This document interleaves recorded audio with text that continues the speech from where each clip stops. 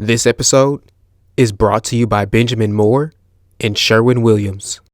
So, in the intro, I talked a little bit about how much of a challenge it is to kind of grow into the sales position, and I think that's the right word. I think you have to grow into it. Your training is typically being a painter for most contractors out there, and it's the ones that are, maybe they feel like they're a people person, or just out of necessity they start doing sales. What do contractors, in your mind, what do you think that is going through their mind when they decide, okay, I need to sell? What is their mindset and idea of what selling is at that initial stage?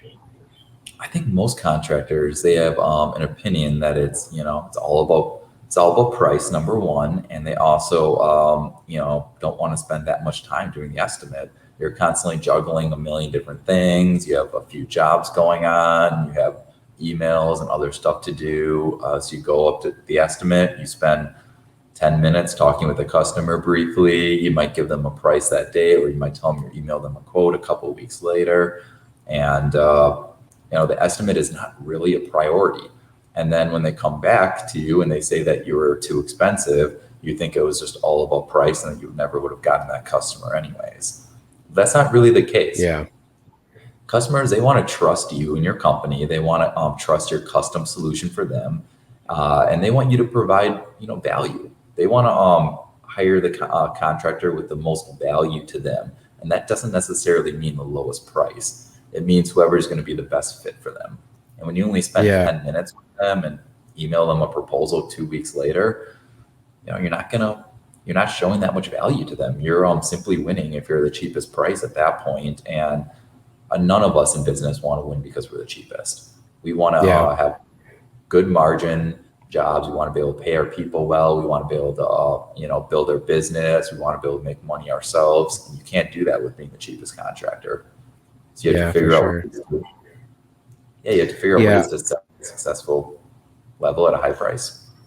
Yeah, I think that what you said about going in with a low, you already feel like you're going in at a low price, and then they come back with a competitor that's lower, and you don't know exactly what to do, where to go from there, but to go lower. You're thinking to yourself, well, shoot, if that was high, then maybe if I come down lower.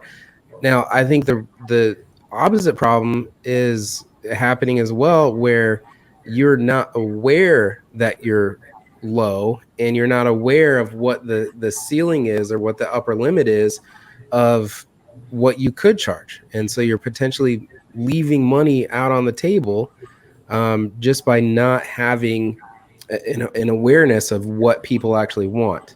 Would you say that's fair? Yep, I agree. So what do you think that when you approach this, how do you know what people want? Well, most customers want the same thing, like I talked about. Everyone has their preferences. Some customers, they simply do want the cheapest price, and there's ways to try to win those, but you're not always going to win those customers over. But most customers, they have certain needs, and there's certain things that are important to them. So it's important to identify that throughout the early stages of the process and figure out, is it cleanup? Did they have bad experiences in the past? What happened with that? How can you make that experience better?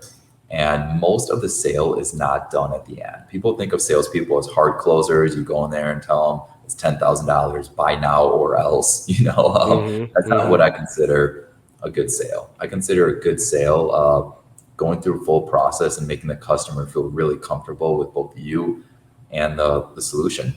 And part of that is just identifying needs of them.